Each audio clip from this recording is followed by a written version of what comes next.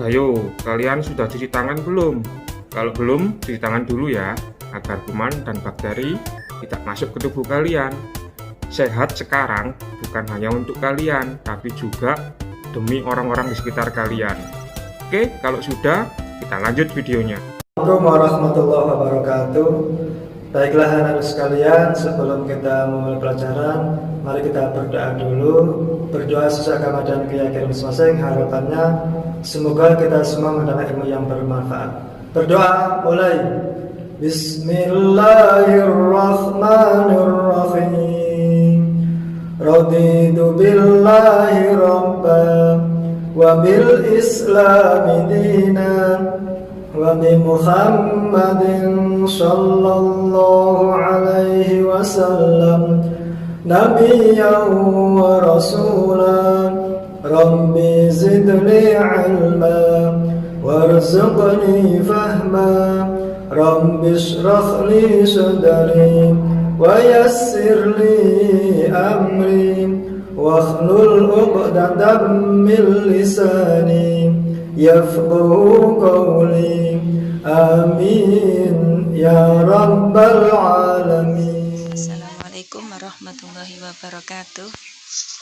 Baik, bab 2 kita mulai tentang bab yaitu perlindungan dan penegakan hukum di Indonesia.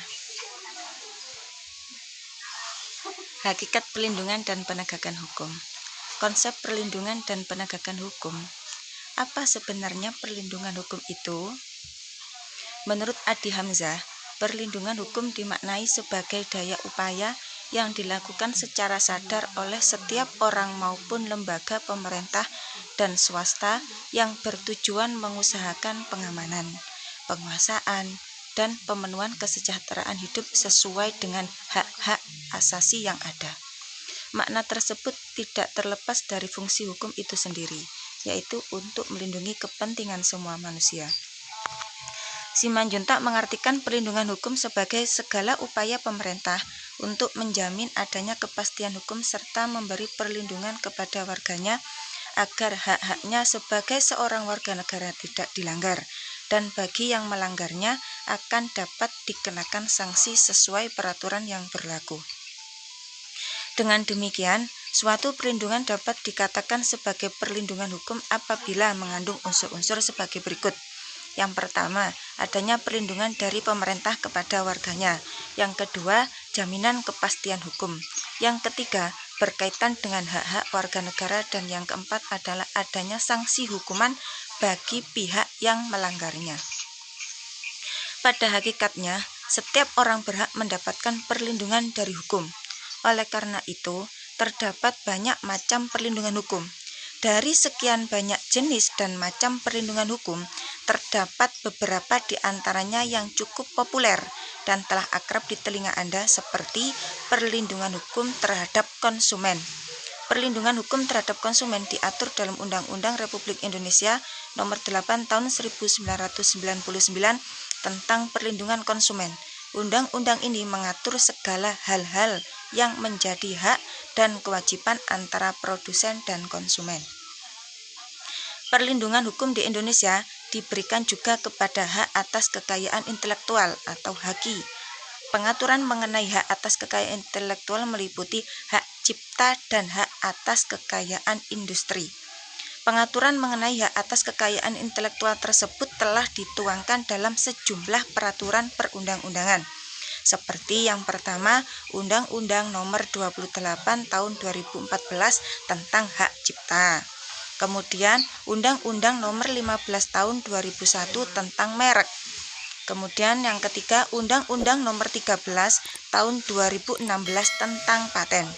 Undang-Undang Nomor 29 Tahun 2000 tentang perlindungan varietas tanaman dan lain sebagainya. Perlindungan hukum diberikan juga kepada tersangka sebagai pihak yang diduga telah melakukan pelanggaran hukum.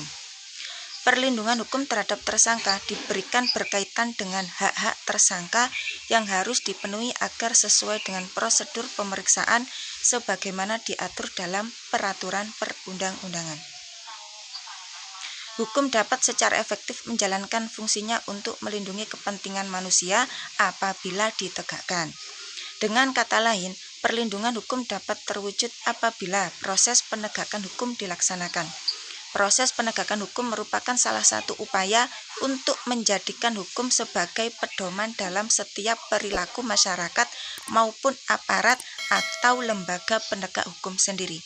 Dengan kata lain, penegakan hukum merupakan upaya untuk melaksanakan ketentuan-ketentuan hukum dalam berbagai macam bidang kehidupan. Penegakan hukum merupakan syarat terwujudnya perlindungan hukum.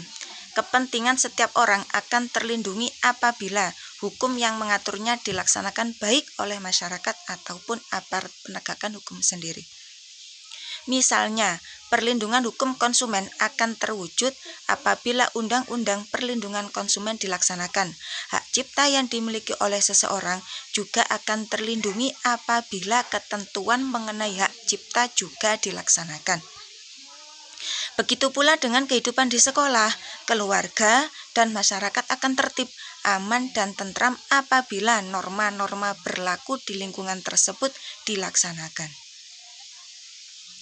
Dan sekian dari saya. Apabila ada yang kurang paham terkait tentang penjelasan Ibu tersebut, silakan bertanya di nomor WA Ibu. Sekian dari saya. Assalamualaikum warahmatullahi wabarakatuh.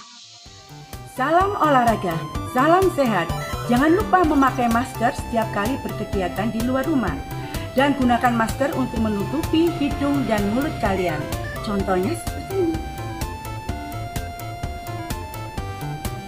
Oke guys.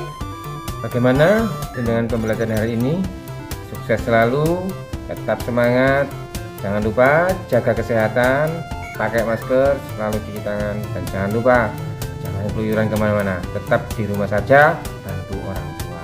Jangan lupa ibadah.